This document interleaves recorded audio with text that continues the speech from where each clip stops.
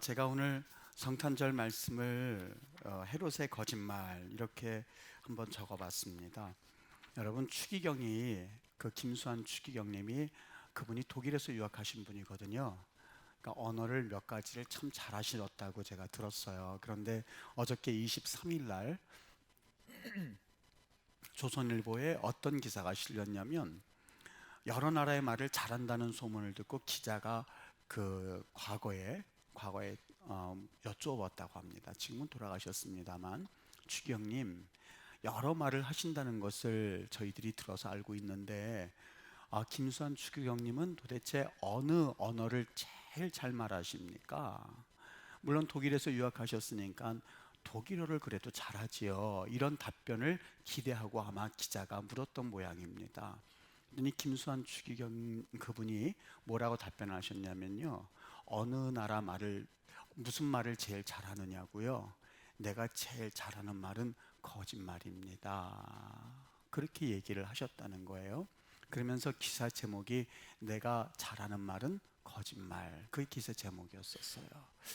제가 그 설교 말씀을 이렇게 준비하려다가 이 말을 듣고 가슴에 굉장히 깊은 울림이 있었습니다. 왜냐하면 순간 그 말을 읽으면서 제가 마음속에 나도 그런데 하는 생각을 해봤습니다. 나도 그런데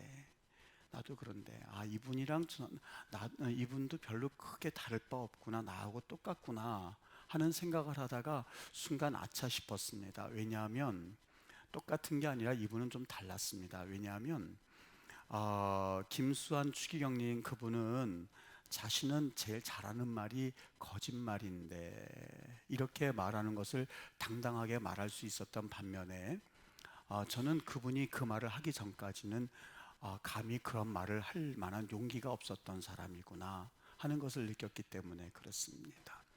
그분은 공개적으로 내가 제일 잘하는 말은 거짓말인데 하는 것을 공개적으로 물론 저도 똑같이 거짓말한다고 하는 것과는 똑같습니다만 그분은 공개적으로 나는 그런 말을 잘합니다 하는 것을 말할 수 있는 분이고, 저는 그분이 그 말을 하니까 나중에서야 나도 그런데 하는 말밖에는 못하는 사람이구나 하는 면에서는 또 차이가 난다는 것을 느꼈습니다.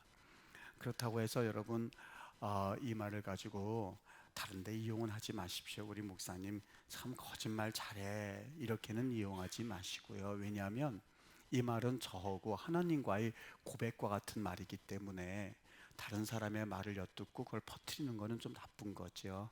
저하고 하나님과의 그런 고백 가운데 하는 말이기 때문에 그냥 여러분이 듣고 흘리셨으면 좋겠다 하는 생각이 듭니다. 제가 이 김수환 추기경님이 그 과거에 살아생전했었던 그런 이야기를 제가 잠깐 읽으면서 이분은 그래도 좀 훨씬 나은 편이다라는 생각도 들었습니다. 왜냐하면 내가 거짓말을 하고 있으면서도 전혀 거짓말을 하고 있는 것조차 모르는 사람이 우리 주위에는 참 많이 있기 때문에 그렇습니다. 성경에서 거짓말하는 사람을 직설적으로 표현하는 사람들이 그렇게 많지는 않은데 특별히 성경에서 이 사람은 거짓말쟁이입니다 라는 것을 아예 공개적으로 이야기한 그 성경 구절이 오늘 마태복음의 1장에 나오는 이야기입니다. 여기 노골적으로 이 사람은 거짓말하는 사람입니다 하는 것을 말하고 있는데, 이 유대인의 왕으로 태어났다는 이야기를 듣고 자신의 권력의 위협을 느낀 나머지 이 사람이 한 가지 거짓말을 함으로써 자신의 이 위험한 순간을 좀 벗어나려고 했었던 사람이 있습니다. 바로 헤롯이라고 하는 사람입니다. 참 비열한 정치적 잔인함을 가지고 있었던 사람입니다. 제가 말씀드린 것과 같이 자신의 권력을 위해서는 자기의 아내도 죽이고, 그리고 자기의 위치를 좀 위협한다고 생각한 나머지 자기의 두 아들들까지 아주 잔인하게 죽였던 인물입니다. 그러니까 사실 자신의 그 위치에 대해서 항상 전전긍긍했었던 인물이거든요.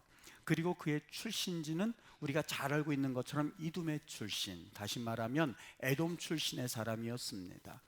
그런 사람이 유대인의 왕으로 있다고 생각하니 언제인지 모르게 내 자리가 유대인들로부터 위협받겠다 하는 생각을 하고 있었던 차에 유대인의 왕이 태어났다는 이야기를 듣고 그렇게 정치적 야욕을 가지고 있었던 사람이 그냥 있을 리가 없죠. 너무나 당황스러운 나머지 이것을 어떻게 해결할까 하다가 첫 번째 취했었던 행동이 바로 2장 8절에 나와 있는 말씀입니다. 그 자기에게 유대인의 왕이 태어났다고 메시지를 증거해 준 그 사람들에게 8절에 보면 뭐라고 그러냐면, 베들레헴으로 보내며 이르되 가서 아기에 대해서 자세히 알아보고 찾거든 내게 고하여 나도 가서 그에게 경배하게 하라, 이렇게 말하고 있지만 여러분, 이 말은 거짓말입니다. 거짓말입니다. 16절 말씀 가운데에 이 헤롯 왕이라고 하는 사람이 박사들에게 속은 줄을 알고 심히 노하여 사람을 보내어 베들레헴과 그 모든 지경 안에 있는 사내 아이를 다 죽인 것을 죽이라고 명령한 것을 보면, 아마 그가 예수님이 탄생한 것을 알려주면 가서 경배하겠다라는 말은 새빨간 거짓말이었습니다. 그 아이를 찾기만 하면 죽여버릴 거야 라는 그 사탄의 전략이 그에게는 있었던 것이죠. 여러분, 겉으로는 아기 탄생하신 것을 축하하는 것 같습니다만 사단의 전략대로 움직이는 인물이었던 것을 우리가 살펴볼 때에 이 인물은 사탄에 의해서 조정되어진 왕이었었다는 것을 우리는 조금 더 믿어 의심치 않습니다. 그리고 보면 아담과 하와 때서부터 사단은 우리에게 거짓말을 함으로써 자신의 목적을 이루었던 아주 못된 존재입니다. 아담과 하와에게 그 열매를 먹고 나면 너희들의 눈이 밝아져서 하나님같이 될 거야 라는 거짓말을 그에게 함으로써 궁극적으로는 하나님과의 관계를 틈을 내게 하고 하나님과의 관계를 깨어버렸던 사람입니다. 오늘날도 사탄은 제2의 헤롯, 제3의 헤롯을 만들기 위해서 사실상 혈안이 되어 있는 존재입니다. 썩은 것들을 움켜쥐게 하고 그리고 썩어질 것들을 움켜쥐게 하면서 마치 그 썩어질 것이 내 사후의 일까지, 내 영혼까지 좌지우지하리라고 거짓말을 하여 주고 있고, 그것을 가지고 있으면 너는 마치 하나님처럼 이 세상에 살게 될 거야. 그리고 너는 하나님처럼 이 세상에서 네 모든 권세를 누리게 되고 살 거야 라고 하면서 그것이 최고인 양, 그 금단의 열매를 우리에게 먹이려고 아주 혈안이 되고 있습니다. 그런데 누구나 할 것 없이 그 선악과를 먹고 나면 하나님께 범죄하는 결과를 맺는 것처럼 이 사탄의 말에 속아 넘어가서 명예와 물질과 그리고 여러 가지 것들을 먹어본 사람은 누구나 영락없이 하나님과의 관계가 멀어지는 것을 종종 경험하게 됩니다. 피상적으로 보면 그 사탄이 자기의 목적을 이룬 것 같아 보입니다. 그러나 그들은 거기까지입니다. 그들은 전혀 하나님이 어떠한 지혜를 가지고 어떠한 계획을 가지고 있는지 전혀 알지 못했습니다. 하나님께서는 우리 그런 인간들을 그냥 내버려 둘 수가 없었습니다. 하나님과 우리 인간 사이가 벌어졌기 때문에 이것을 보고 깔깔대고 있는 사탄을 향하여서 우리 하나님이 다시 인간들을 회복시키실 계획을 가지셨습니다. 사탄에게는 이 계획을 알 리도 없고 알려주었어도 그들은 이것이 무엇을 의미하는지 전혀 알지 못했습니다. 분명히 하나님께서 아담과 하와가 선악과를 따먹고 나서 범죄한 이후에, 그래서 하나님과의 관계가 완전히 벌어진 이후에 분명하게 하신 말씀이 한 가지 있습니다.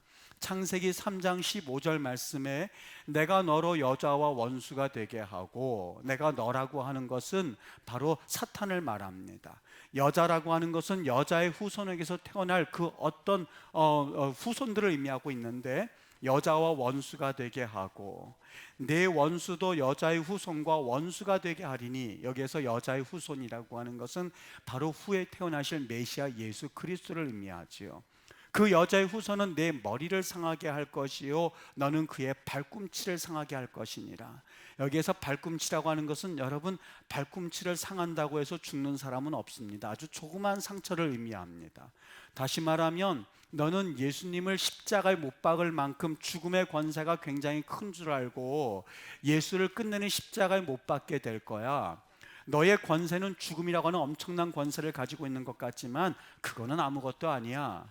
왜냐하면 예수 그리스도는 3일 있다가, 물론 3일 동안 죽은 것처럼 보일지는 모르겠어, 그러나 부활이라고 하는 기가 막힌 하나님의 또 놀라운 계획이 있거든.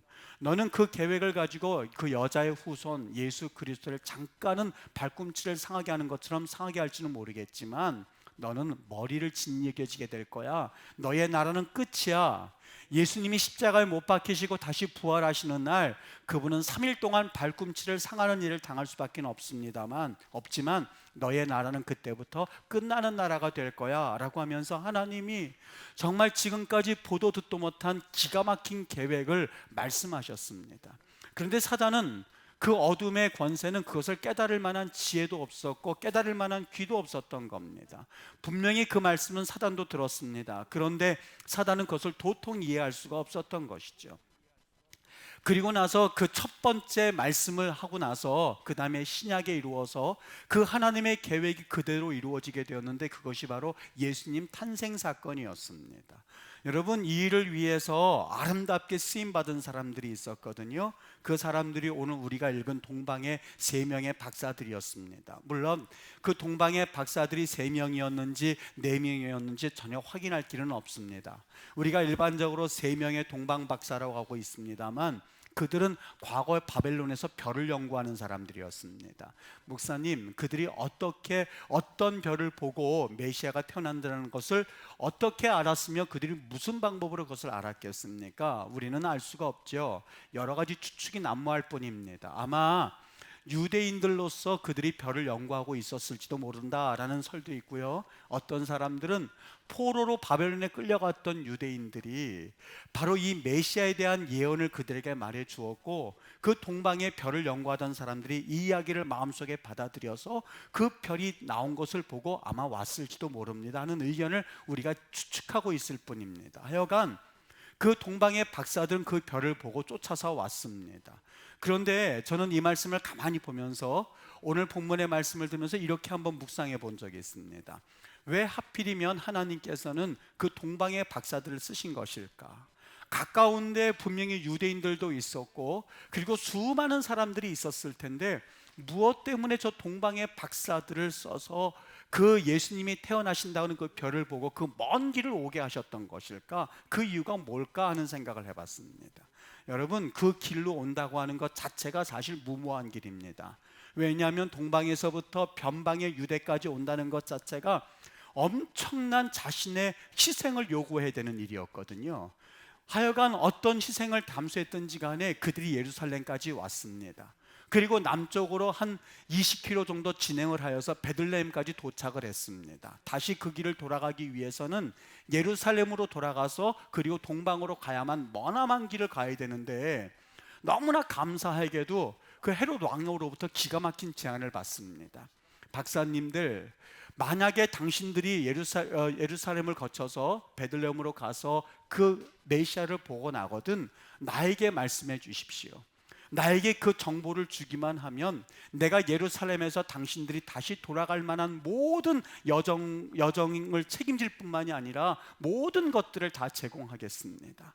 예루살렘에서의 숙식도 제공하겠습니다. 여러분, 이런 제안이 어디 있겠습니까? 그들은 정말 그 말을 믿고 예수님께 황금과 유향과 몰약을 다 드렸습니다. 그런데 이제 내일이면 예루살렘으로 돌아가서 그 그리운 집으로 돌아갈 때에 꿈에 하나님께서 지시하여 주셨습니다. 동방의 박사들에게 지시해 주셨습니다. 어떤 지시요? 그리로 돌아가지 말라고. 그리로 돌아가지 말라고. 아마 성경에선 짧게 기록되어 있습니다만 동방의 박사들은 의아해했을 겁니다. 하나님, 그게 무슨 말이세요? 우리가 돌아갈 수 있는 길은 예루살렘을 거쳐서 다시 동쪽으로 가는 길밖에는 없거든요. 그리고 오늘 밤 저희는 황금과 유향과 몰약 가져온 모든 것들을 다 드려서 이제는 예루살렘의 헤롯 왕이라고 하는 도움을 받지 않고서는 집으로 돌아갈 수가 없거든요. 그리고 돌아가는 길은 4배, 5배 먼 길이기 때문에 그 길로 가는 것은 곧 죽음을 의미하거든요. 근데 하나님께서 아무런 말씀도 하지 않으시는 거예요. 어쩔 수 없이 동방의 박사들은 하나님께로부터 지시하심을 받은 그대로 4번, 5번 먼 길을 돌아서 자기의 고향으로 여기 보면 돌아가니라라고 되어 있습니다.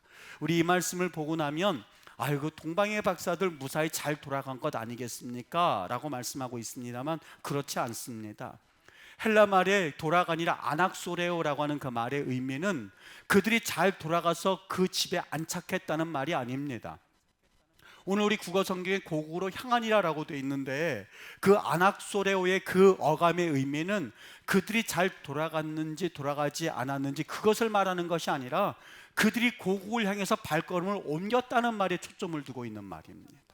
성경은 그들의 안전 여부에 대해서 관심을 가지고 말한 것이 아니라 그 말의 중점은 그들이 밤새 하나님 앞에 들었던 그 예언의 말씀, 비록 4배, 5배 돌아가며 가게 될 경우에 손해를 감수할 수밖에 없고, 여러분 광야길 저는 그 길에서 살아본 적이 있었거든요. 3일을 살아본 적이 있었거든요. 정말 죽을 뻔했습니다. 그 길을 4배, 5배 멀어서 간다고 하는 것은 자기의 목숨을 내놓지 않고서는 그 말에 순종할 수 없는 사건이었거든요. 그런데 이 동방 박사들은 그 말씀에 순종하여서 그 길을 돌아갑니다. 도대체 하나님께서 왜 동방 박사들을 굳이 사용하셨을까 하는 그 질문에 대해서 저 혼자 생각했었던 말씀입니다. 아마 우리 하나님 보시기에 그 일을 목숨을 걸고 감당할 수 있었던 사람이 동방에 있었던 그 3사람이었나 보다는 생각이 미치기 시작했습니다. 예수님 그분을 위해서라면 죽을 각오를 하고 고난받기를 당연하게 여길 수 있는 사람을 찾지 못하니까 우리 하나님께서 동방에 있는 사람들을 통하여서 내가 저 녀석들이라면 아마 죽을 각오를 가지고 내 말에 순종할 수 있을 걸 하는 그 사람을 찾았는데 그 사람이 동방의 박사들인가 보다 하는 생각이 미치기 시작했습니다. 이 말씀을 가만히 묵상하다 보니까 지금 조금 전에 여러분과 같이 나눴었던 헤롯 왕이라는 사람과 동방 박사 3사람의 삶이 오버랩되기 시작했어요. 한쪽은 70평생을 살았는지 80평생을 살았는지, 자기의 아내를 죽이고 자기의 2 자녀를 죽이면서까지 권력을 유지해서 90평생, 100평생을 살았는지는 모르겠습니다만 분명한 것은 그것은 이 세상에서 풍성함을 누렸던 사람입니다. 세상의 모든 것을 다 누렸던 사람입니다. 그것을 빼앗기지 않기 위하여서 다른 사람들에게 거짓말은 물론이거니와 자신의 혈육까지 다 죽일 수밖에 없었던 아주 잔인하게 그러나 아둥바둥하면서 살았던 사람입니다. 그런데 한쪽 누가 보기에는 그런 삶을 부러워할지는 모르겠습니다. 세상적으로 봤을 때는 헤롯 왕의 삶이 성공적인 삶입니다. 유대인이 아니면서 유대인의 왕의 자리에까지 올라갔던 사람이고 로마 가이사랴 아구스도에게 인정받았던 사람의 삶이 바로 헤롯 왕의 삶이었습니다. 그런데 한쪽의 삶은 너무나 비참한 삶이었습니다. 어떻게 보면 자신의 것을 다 투자하고 모든 것을 희생해서 동방 변방에, 서방 변방에 아주 작은 나라 유대 땅까지 왔었던 사람입니다. 아마 저에게 그 모습이 걸렸다면 저는 이렇게 말했을지 모르겠습니다. 뭐 때문에 그렇게 사는 거야? 뭐 때문에 그렇게 희생하면서 사는 거야? 라고 비아냥거렸을지는 모르겠습니다. 마치 노아가 120년 동안 노아의 방주를 지을 때에 대부분의 사람들이 왜 그렇게 살아? 라는 비아냥을 했었던 것처럼 동방의 박사들은 그런 비아냥을 들었을지 모릅니다. 어떻게 보면 세상 사람들의 눈에 비춰봐서 봤을 때는 그는 실패자들의 삶입니다. 불행해 보이는 인생입니다. 어떻게 보면 아무것도 아닌 것을 위해서 지금까지 본인이 쌓아놨던 명성과 그리고 자기의 모든 것을 다 희생하면서 살았던 바보 같은 인생을 살았던 삶입니다. 그리고 끝내는 고국으로 돌아가느니라 라고 성경은 말씀하고 있지만 그들이 정말 고국으로 잘 돌아가서 안착을 했는지, 잘 살고 있는지, 그의 처자식들을 정말 눈으로 보고 확인하고 기뻐하며 삶을 살았는지 우리는 알 수가 없습니다. 성경은 그것으로 끝 하면서 마무리 짓고 있습니다. 동방박사 3사람은 그 이름도 알려져 있지 않습니다. 물론 The Legend of the Bible이라고 하는 곳에서 그 3명의 이름을 밝히고 있습니다만 성경에서는 그들의 이름을 말씀해주고 있지조차 않습니다. 한쪽에서는 헤롯 왕이라고 하는 이름이 적혀져 있습니다만 한쪽 동방박사 3사람은 성경에서 그들의 이름조차 말하고 있지 않습니다. 어떻게 보면 세상적으로 실패된 삶인 것 같고 자기 석자 이름조차 남기지 못했던 바보 같은 인생을 살았던 삶이 동방박사의 삶이었습니다. 그런데 가만히 그 2사람의 인생들을 한번 오버랩하면서 한쪽에서는 성공하는 삶, 한쪽에서는 불행한 삶이었지만 정말 그들이 성공한 삶이었었고 정말 불행한 삶이었을까? 여러분 정말 그렇다고 보십니까? 아니요, 그렇지 않습니다. 정말 돌아간 그 3명의 동방박사 그 3사람은 그 이름이 우리에게 알려져 있지는 않지만 2000년이 지난 우리에게 그들의 삶과 그들의 모습이 오늘 이성훈 목사를 통하여서 여러분들에게 선포되어져 있는 이 광경을 가만히 한 번 더 묵상해 봤습니다. 정말 그들이 실패한 인물일까, 실패한 삶일까 하는 그 질문에 대해서 퀘스천 마크가 생겨나기 시작했습니다. 자기의 그 하나님께서 왜 그 사람을 굳이 그 동방박사 세 사람을 사용하여서 하나님의 아들 예수 그리스도를 경배하는 일에 쓰셨을까 하는 그 질문에 대해서 전 조심스럽게 이런 말을 한번 적어봤습니다. 하나님께서는 그들이 진정한 용기 있는 사람이라는 것을 인정한 것 같다. 하나님이 왜 그들을 동방박사 세 사람을 예수님 경배하는 일에 보내셨을까? 그 이유는 정확히 알 수 없습니다만 정말 그 사람들은 행복한 사람들이었다 하는 생각이 들기 시작했다. 어떤 이익이나 의무나 책임을 뛰어넘는 사명이 그들에게 있다는 것을 보기 시작했다라는 생각을 제가 그 성경 옆에다 써놓은 것을 발견했습니다. 언젠가 서울의 인류 호텔에서 아주 큰 크리스마스 트리 장식들이 눈부시게 번쩍이는 것을 봤습니다. 어디를 봐도 이것만큼 아름다운 추리가 또 어디 있을까 하는 것을 보면서 넋을 잃고 쳐다본 적이 있습니다. 그런데 가만히 그것을 쳐다보다 한 가지 이상한 점이 있었습니다. 왜냐하면 어디를 보아도 그 크리스마스 트리 옆에 메리 크리스마스란 말이 없었던 거예요. 너무 이상했습니다. 그래서 제가 그 매니저 한번 오시라고 그랬더니 왜 그러시냐고, 무슨 불편한 점이 있느냐고 제가 그에게 그걸 물어봤습니다. 이렇게 화려한 성탄 장식이 있는데 저 맨 위에 있을 메리 크리스마스라고 하는 그 말이 왜 없습니까? 무슨 의미입니까? 물어봤더니 그분이 저에게 이렇게 답변한 거였습니다. 손님 중에는 무슬림들도 많이 있고 불교인들도 많이 있어서 그분들이 그것을 싫어하기 때문에 메리 크리스마스라는 글을 여기서 쓸 수가 없었습니다. 제가 그 말을 듣고 갑자기 그 이야기 가운데 헤롯이라고 하는 인물이 갑자기 또 오버랩되기 시작했습니다. 여러분, 메리 크리스마스, 성탄 축하라고 하는 그 한마디 말은 결코 추상적이지가 않습니다. 그것은 사건이었습니다. 2000년 전에 예수님이 이 땅에 오신 사건이었습니다. 그 사건은 결코 추상적인 것이 아니라 실제로 있었던 사건입니다. 여러분, 추상적인 삶이라는 것은 그 별을 보고 멀리서 온 동방박사를 보여주는 그러한 동방박사가 살았던 그 삶을 의미하고 있습니다. 동방박사의 삶이라고 하는 것은 예수 탄생을 실제적으로 경험하고 그 별을 따라서 직접 자기의 모든 것을 희생하면서 왔었던 삶을 의미합니다. 예수 탄생 사건을 경험하는 삶이라고 하는 것은 예수님을 위해서 나의 편안함을 추구하지 않는 삶을 말합니다. 나의 편안함을 추구하지 않는 삶이라고 하는 것은 때로는 불이익도 감수할 수 있는 삶을 의미합니다. 불이익을 감수하는 삶이라고 하는 것은 뭘 말할까? 내 사적인 이익을 추구하지 않는 삶입니다. 하나님의 영광을 위해서 추구하는 삶을 일컬어서 불이익을 추구하지 않는 삶이라고 말합니다. 여러분 아십니까? 예수님 탄생 사건은 절대로 철학적인 논리가 아닙니다. 내가 이것을 깨달았다 하는 이야기도 아닙니다. 이 성탄절 사건은 그만큼 하나님이 우리를 사랑하셨던 사건이고 하나님께서 우리에게 오신 사건이고 하나님이 우리를 사랑하셔서 자기의 아들 독생자를 우리에게 내어주신 사건이 성탄절 사건입니다.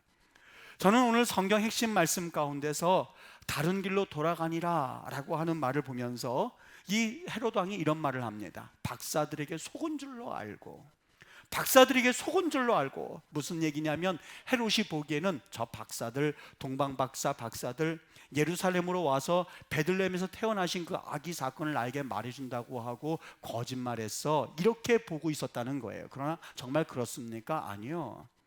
박사들이 거짓말한 것이 아니라 그것은 헤롯에 대한 전면적인 거역 사건이었습니다. 나는 당신처럼 살고 싶지 않아. 당신이 나에게 온갖 것을 다 제공한다고는 하지만 우리는 그것 거부하고 싶어. 여기에 와서는 헤롯의 명령을 따른다면 나는 살 수가 있지만 나는 당신 말을 거역할 거야. 어떻게 보면 모험적인 삶입니다. 어떻게 보면 목숨을 건 삶입니다. 어떻게 해서든지 거짓말해서라도 자기의 권위와 자기의 권세를 누리려고 했었던 헤롯의 삶과는 전혀 반대되는 삶을 살겠다고 고백한 것이 바로 동방박사의 삶이었던 거죠. 사생활을 낳고 방탕하게 살면서 수사학을 통해서 사람들에게 존경을 받고 있었던 어거스틴이라고 하는 사람이 있었습니다. 그런데 어느 날 그가 예수 그리스도를 경험하게 됩니다. 지금까지 살아왔던 그 길과는 전혀 다른 길을 살아가기로 결심을 하는데 그의 발걸음이 이제는 180도 전혀 다른 삶이었습니다. 지금까지는 그리스도를 등지는 삶이었었고, 지금까지는 헤롯 왕처럼 세상의 모든 것을 추구하는 삶이었지만 이제부터 동방박사와 같은 삶을 따르기로 결심을 합니다. 그리고 자신의 삶을 희생하기 시작합니다. 목숨을 내어놓고 오직 예수 그리스도를 위해서 일평생 살아갔던 사람이 바로 성 어거스틴의 삶이지 않습니까? 여러분, 성탄절의 의미가 어떤 것으로 우리가 받아들여야만 할까? 오늘 교육자들과 9시 반에 우리 같이 교육자 회의를 하면서 이런 기도를 해봤습니다. 하나님, 지금까지 수도 없이 성탄절을 우리가 맞았습니다. 그런데 그 성탄절이 똑같은 성탄절처럼 또 성탄절 예배 드리고 그리고 하나님 앞에 박수치고 끝나는 그런 예배적인 삶을 살아왔습니다만, 하나님, 이 성탄절이 우리에게 새롭게 와닿는 그런 놀라운 하나님의 은혜가 되게 해주시옵소서. 그 사건이 실제적인 사건이고 그 사건이 2000년 전에 있었던 정말 실화라면, 그것을 경험한 하나님의 사람들이라면 오늘부터 정말 전혀 다른 헌신적인 삶을 살아갈 수 있는 용기를 주시옵소서. 그리고 새로운 삶을 살도록 하나님 앞에 결단하는 시간이 되게 하옵소서. 그렇게 기도를 했습니다. 여러분, 선한 사마리아의 비유가 있거든요. 강도 만나서 죽어가는 사람, 레위인과 제사장 못 본 차하고 지나갔지만 여기에 한 가지, 그 사마리아 사람이 그를 다시 살려주고 부비가 들거든 내가 와서 줄 테니 그 사람을 살려다고 하면서 가는 사건이 선한 사마리아인의 사건입니다. 그런데 여기에 헬라 말에 코이네라고 하는 말이 있습니다. 참 중요한 단어인데요, 이 말의 의미는 한 가지 이례적인 사건을 말하는 것이 아니라 반복되어진 사건을 표시해주는 이야기입니다. 무슨 얘기냐면, 제사장과 레위인이 그냥 못 본 채 하고 지나간 것은 그날만 무슨 일이 있어서 지나간 사건이 아니었다는 거예요. 그들은 그것이 관례화되고 있었어요. 그것이 그냥 습관적이었었어요. 하나님을 믿는다는 것 자체가, 하나님을 본다는 것 자체가 그들은 하나의 습관화되어서 다른 사람의 부족한 점을 전혀 인식하지 못한 채 그냥 그렇게 살아왔던 것이 습관화되었던 사람이었었습니다. 그런데 여기 오늘 사마리아 사람은 어느 날 갑자기 마음이 우러나서 그에게 선을 베푼 것이 아니었었어요. 사마리아 사람은 그것이 하나의 습관이 되어 있었던 거예요. 어려운 사람을 위하여서 가서 부비를 대주고, 부족한 사람을 위해서 그가 희생하여 주고, 연약한 이들 위해서 눈물을 흘려주고, 그가 필요한 것을 위해서 그의 모든 것을 다 내어 쏟아주는 삶이 그에게는 하나의 습관처럼 코인회적인 삶을 살았기 때문에 그 일이 가능했었던 거죠. 여러분, 우리 오늘 성탄절 2017년도 이 성탄절 날 어떤 메시지를 가지고 여러분과 함께 이 메시지를 나눌까? 2016년도, 15년도, 14년도 우리 똑같이 성탄절을 맞이하고 그것에서 박수치고 할렐루야 하면서 그동안 살아왔던 삶이라면, 여러분 이제 한 번쯤은 우리의 삶을 가만히 되짚어보고 용기 있는 삶을 살아야 되지 않겠습니까? 마태복음 상산수훈에서 예수님이 이런 말씀을 우리에게 하신 적이 있습니다. 너희는 세상의 소금이니 소금이 만일 그 맛을 잃으면 무엇으로 짜게 하리요? 후에는 아무 쓸데없어서 다만 밖에 버리워 사람에게 밟힐 뿐이니라. 너희들이 하나님의 상을 믿는다면 욕을 먹고 박해를 받을 때에 내가 하나님의 자녀구나 하는 것을 확인할 수 있는 기회가 된다고 하는 거예요. 성경에는 현재 내가 당하고 있는 고난을 똑같이 받은 선자들이 참 많이 있습니다. 그들을 바라보면서 여러분 우리가 느낄 수 있는 것이 무엇일까요? 그들을 바라보면서 나는 이런 삶을 살지 않을 거야가 아니라, 그들도 그렇게 살았으니 우리도 그러한 삶을 살겠다고 하는 각오가 있어야 되는 삶입니다. 우리 하나님께서 분명히 약속해 주신 것이 있습니다. 너희는 세상의 빛이라고요. 빛이 있는 곳에서는 어둠이 물러갈 수밖에 없고, 빛이 있는 곳에서는 어둠이 존재할 수가 없는 삶을 이끌어서 빛된 삶이라고 말씀하고 있습니다. 한 분들마다 여러분들은 예수님이 빛이니까 우리들도 빛이라고 하는 겁니다. 세상에 나가 어둠을 밝힐 수 있는 빛이라는 이야기입니다. 그러나 이것은 희생이 없이는 불가능하고, 이것은 예수님의 탄생 사건이 실제화되어서 내게 받아들이는 사건이 아니고선 도저히 이룰 수 없는 그런 아주 때로는 용기가 필요한 삶입니다. 어느 호텔 가운데에 메리 크리스마스 그거를 붙이지 못해서 해롭과 같은 삶을 살아가는 그 모습들을 바라보면서 여러분과 꼭 한번 이 말씀을 가지고 이렇게 나눴으면 좋겠습니다. 사랑하는 여러분, 그리스도로서 용기를 내실 수 있으셔야만 합니다. 그런데 그 용기는 어느 날 갑자기 생겨나지 않습니다. 예수님이 탄생하신 사건을 내 마음에 받아들이고 하루 희생하는 삶을 살고 이틀 희생하는 삶을 살고 작은 일에 희생을 하고 큰 일에 희생을 하고 그 일이 자꾸 우리 안에서 쌓여져 갈 때에 우리 하나님의 영광을 위해서 우리의 전폭적인 것을 헌신할 수 있는 그 날이 오게 될 때까지 하나님 앞에 훈련하는 삶입니다. 지난해까지 어떤 삶을 살았는지 그것은 상관이 없습니다. 때로는 우리가 하나님을 아직 잘 몰랐기 때문에 그렇습니다. 그런데 우리 하나님이 예수님이 이 땅에 오신 사건을 통해서 밝히 보여주셨어요. 내가 하나님이라고, 내가 너희들 이렇게 사랑해서 이 땅에 왔노라고 밝히 보여주셨어요. 이 사랑을 경험하였다면 이제부터 우리의 삶을 조금 다른 차원에서의 삶을 살아야 되지 않겠습니까? 헤롯처럼 70평생, 80평생, 90평생 내 것만을 차지하기 위해서 살았던 삶이라면 이젠 180도 돌이키십시오. 먼 길을 마다하지 않고 왔었던 그 동방박사의 삶, 자기의 길을 옳게 갈 수 있을지 무사히 갈 수 있을지 없을지조차 알지 못한 채 하나님 말씀에 순종했던 동방박사의 삶을 보면서 여러분 어느 길을 택하시겠습니까? 결단해야 되지 않겠습니까? 언제까지도 우리 이런 삶을 살 수는 없지 않겠습니까? 우리 하나님 앞에서 2017년도의 이 성탄절, 이 사건이 여러분 삶에 구체적으로 파고들었으면 좋겠습니다. 가정에서도 파고들었으면 좋겠고, 교회적인 삶에서도 파고들었으면 좋겠고, 여러분의 직장의 삶에서도 파고들어서 이제부터는 빛과 소금의 역할을 담당할 수 있는 거룩한 하나님의 메시지가 되어서 2018년도를 새롭게 열어갈 수 있는 주님의 귀한 백성들 되시기를, 우리 하나님의 거룩한 주의 백성들 되시기를 예수님의 이름으로 간절히 축복합니다. 기도하겠습니다.